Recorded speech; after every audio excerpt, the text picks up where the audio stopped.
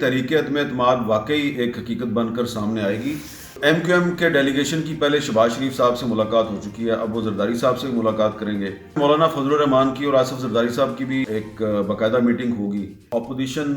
کی قیادت جو ہے اس نے پہلے سے اپنا ہوم ورک کیا ہوا ہے اور اب صرف ایک نمائشی قسم کے اجلاس کر کے اس میں کچھ اناؤنسمنٹس کر رہے ہیں۔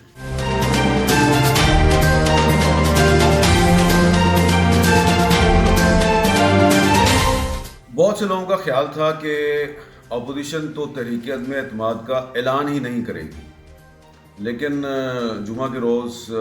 مولانا فضل الرحمان صاحب کی صدارت میں جو پی ڈی ایم کا لاہور میں اجلاس ہوا تو اس کے بعد انہوں نے باقاعدہ تحریک عدم اعتماد کا اعلان کر دیا۔ اعلان کے بعد پھر اسی رات کو مولانا فضل الرحمان نے آصف زرداری صاحب کے ساتھ ٹیلی فون پہ گفتگو کی اور پھر اسی رات کو متحدہ قومی موومنٹ پاکستان کا ڈیلیگیشن جو ہے اس کا ایک نمائندہ جو ہے اس نے رابطہ کیا پیپلز پارٹی کی قیادت سے، اور اب ان کی بھی ملاقات آصف زرداری صاحب سے ہونے والی ہے۔ تو ایم کیو ایم کے ڈیلیگیشن کی پہلے شہباز شریف صاحب سے ملاقات ہو چکی ہے، اب وہ زرداری صاحب سے ملاقات کریں گے۔ کچھ دنوں میں مولانا فضل الرحمان کی اور آصف زرداری صاحب کی بھی ایک باقاعدہ میٹنگ ہوگی، اور کچھ دنوں سے پاکستان میں جو اپوزیشن کی سیاسی سرگرمی ہے اس کا مرکز لاہور ہے، لیکن آنے والے چند دنوں میں اسلام آباد جو ہے ان سرگرمیوں کا مرکز بنے گا، اور بظاہر حکومت کے کچھ وزراء کا خیال ہے کہ اپوزیشن کی تحریک عدم اعتماد جو ہے وہ قومی اسمبلی میں نہیں آئے گی، صرف اس کا ایک پریس کانفرنس میں اعلان کیا گیا ہے۔ لیکن لگ یہ رہا ہے کہ اپوزیشن کی قیادت جو ہے وہ اس نے پہلے سے اپنا ہوم ورک کچھ کیا ہوا ہے اور اب صرف وہ ایک نمائشی قسم کے اجلاس کر کے اس میں کچھ اناؤنسمنٹس کر رہے ہیں۔ تو تھوڑے دنوں میں آپ دیکھیں گے کہ تحریک عدم اعتماد واقعی ایک حقیقت بن کر سامنے آئے گی، لیکن اس میں میرا یہ خیال ہے کہ پہلے اسپیکر قومی اسمبلی اور ڈپٹی اسپیکر قومی اسمبلی کے خلاف تحریک عدم اعتماد آنی چاہیے، کیونکہ یہ ٹیسٹ کیس ہوگا، اور اس کے بعد پھر وزیر اعظم عمران خان کے خلاف تحریک عدم اعتماد آنی چاہیے۔ اس وقت صورتحال یہ ہے کہ یہ تحریک عدم اعتماد جو ہے اس کی کامیابی کا 95% انحصار جو ہے وہ مسلم لیگ نون پر ہے۔ اس کی وجہ یہ ہے کہ ایک تو مسلم لیگ نون سب سے بڑی اپوزیشن کی پارٹی ہے قومی اسمبلی میں، اور دوسری وجہ یہ ہے کہ مسلم لیگ نون نے پاکستان تحریک انصاف کے کچھ ایم این ایز جو ہیں ان کو یہ کمٹمنٹ دیا ہے کہ اگلے الیکشن میں ہم آپ کو اپنی پارٹی کا ٹکٹ دیں گے، اور وہ ایم این اے جو ہیں وہ تحریک عدم اعتماد میں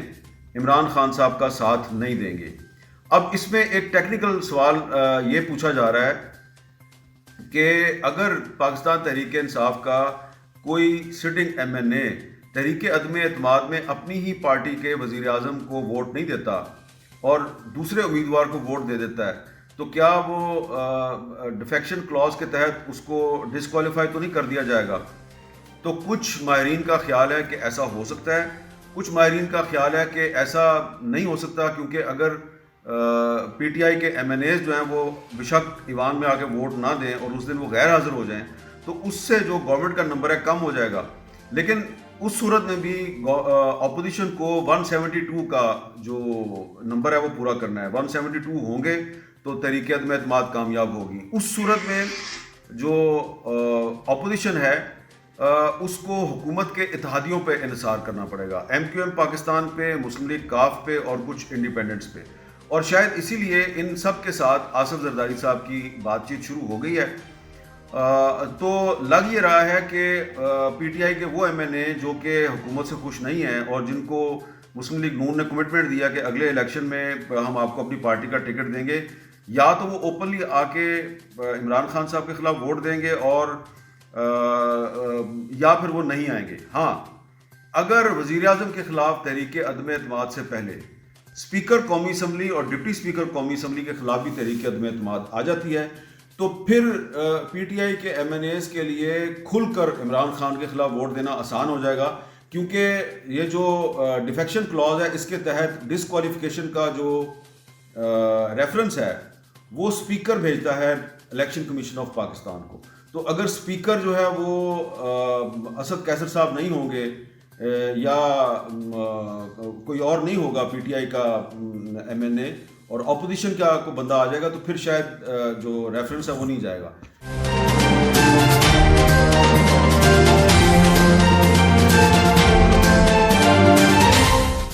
یہ جو سارا معاملہ ہے اس میں جو اہم ترین سوال ہے وہ یہ ہے کہ یہ جو اپوزیشن جماعتیں اکٹھی ہو کے عمران خان کے خلاف تحریک عدم اعتماد لا رہی ہیں تو پہلے یہ کیوں نہیں لے کے آئیں اور اب کیوں لے کے آئی ہیں. تو اس کے بارے میں جب ہم ان سے پوچھتے ہیں اپوزیشن کے جو اہم رہنما ہیں تو وہ کہتے ہیں جی کہ پہلے جو ہے وہ ایسا لگ رہا تھا کہ جو طاقتور ادارے ہیں وہ عمران خان کے پیچھے کھڑے ہیں اور ان کا فون آیا تھا حکومت کے اتحادیوں کو. اب کچھ عرصے سے وہ نیوٹرل ہو چکے ہیں تو اس لیے اب ہمارے لیے آسان ہے یہ تحریک عدم اعتماد کو کامیاب کروانا. اور اب اگر واقعی اگر کا لفظ استعمال کر رہا ہوں اف کا، تو اگر واقعی طاقتور ادارے نیوٹرل ہو چکے ہیں تو ایسی صورت میں پھر جو جہانگیر ترین صاحب کا جو گروپ ہے نہ صرف قومی اسمبلی میں بلکہ پنجاب اسمبلی میں بھی، پھر وہ بھی جو ہے وہ اپوزیشن کی ہیلپ کریں گے. شاید اسی لیے ایم کیو ایم جو ہے وہ بھی اس کے بھی اپوزیشن سے رابطے بڑھ گئے ہیں اور کچھ دنوں میں شاید کاف لیگ کے بھی رابطے بڑھ جائیں گے. انڈیپینڈنٹس اس میں بڑا میٹر کرتے ہیں. قومی اسمبلی میں 3-4 انڈیپینڈنٹس جو ہیں ان کے ووٹ بڑے اہم ہیں تو ان کے بھی ووٹ جو ہیں وہ اپوزیشن کی طرف جا سکتے ہیں. لیکن اہم ترین بات یہ ہے کہ اگر تحریک عدم اعتماد کامیاب ہو جاتی ہے تو اس کے بعد اپوزیشن جو ہے وہ پاکستانی عوام کے مسائل حل کرنے کے لیے اس نے کوئی اپنا لائحہ عمل بنایا ہے. ابھی تک ہمیں یہ نظر آ رہا ہے کہ اپوزیشن نے عمران خان صاحب کو ہٹانے کے لیے تو کافی ہوم ورک کر لیا ہے اور کافی ان کی کوشش جاری ہے. لیکن میری ذاتی رائے میں عمران خان صاحب کو ہٹانے سے پہلے اپوزیشن جماعتوں کو اپنا ایک مستقبل کا ایک پروگرام بھی دینا چاہیے، ایک ایجنڈا بھی دینا چاہیے کہ ہم نے کرنا کیا ہے. صرف یہ تو کوئی بات نہیں ہے کہ جناب ہم نے آ کے فوری طور پہ ایک نیا الیکشن کروانا ہے اور پھر ہم دیکھیں گے کہ ملک کے حالات ٹھیک ہوتے ہیں کہ نہیں ہوتے. تو اگر صرف آپ نے نیا الیکشن کروانا ہے تو نیا الیکشن تو اگلے سال بھی ہو سکتا ہے. لیکن اگر آپ سمجھتے ہیں کہ ہم پاکستان کو ڈوبنے سے بچانا چاہ رہے ہیں اور عوام کے جو بڑھتے ہوئے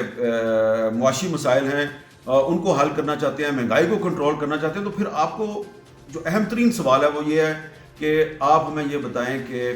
عمران خان کو ہٹانے کے بعد جو پاکستان کا آئی ایم ایف کے ساتھ معاہدہ ہے، عمران خان کی حکومت نے جو معاہدہ کیا ہے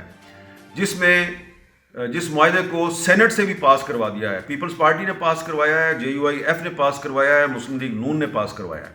انہوں نے پاس کروایا ہے سینٹ سے. تو آپ ہمیں بتائیں کہ عمران خان کو نکالنے کے بعد آپ اس معاہدے کے بارے میں آپ کی کیا پالیسی ہوگی. آپ اس معاہدے پہ نظر ثانی کروائیں گے اور مہنگائی کو کنٹرول کرنے کے لیے آپ کے پاس کیا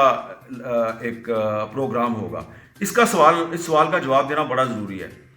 اگر اس سوال کا جواب نہیں دیتے اور پھر بھی آپ عمران خان کو وزیر اعظم کے عہدے سے ہٹا دیتے ہیں تو ٹھیک ہے، یہ آپ کی ایک سیاسی کامیابی ہوگی. لیکن پھر فوراً 3 مہینے بعد 6 مہینے بعد لوگوں کے جو مسائل ہیں اگر وہ حل نہیں ہوں گے تو پھر آپ کے لیے بڑے مسئلے پیدا ہوں گے. کیونکہ عمران خان کو وزارت عظمیٰ کی کرسی سے ہٹانے کے بعد جو عوام کی توقعات کا لیول ہے نا وہ بہت اونچا چلا جائے گا، مینار پاکستان سے بھی اوپر چلا جائے گا. اور اگر آپ عوام کی توقعات پر پورا نہیں اتریں گے تو پھر آپ اس مینار پاکستان سے نیچے گریں گے اور آپ کے ساتھ بھی وہی ہوگا جو آپ عمران خان کے ساتھ کرنے جا رہے ہیں. YouTube پر گوگلی نیوز دیکھنے کے لیے youtube.com کی سرچ بار میں googly news T V type کریں. گوگلی نیوز کے پیج پر سرخ رنگ کے سبسکرپشن والے بٹن پر کلک کرنا نہ بھولیے. YouTube پیج پر اپلوڈ ہونے والی ویڈیوز سے باخبر رہنے کے لیے بیل آئیکن پر کلک کیجیے. آپ کو ہر نئی ویڈیو کے بارے میں نوٹیفیکیشن موصول ہو جائے گا.